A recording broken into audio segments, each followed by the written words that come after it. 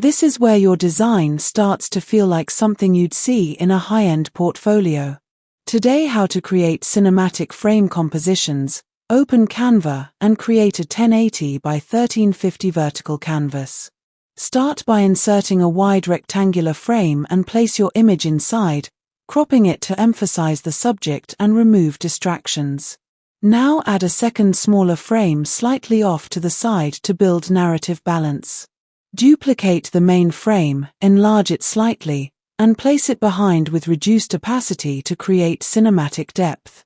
Select the background and apply a dark gradient or moody tone for atmosphere. Add subtle blur overlays and shadow effects to enhance the film-like feel.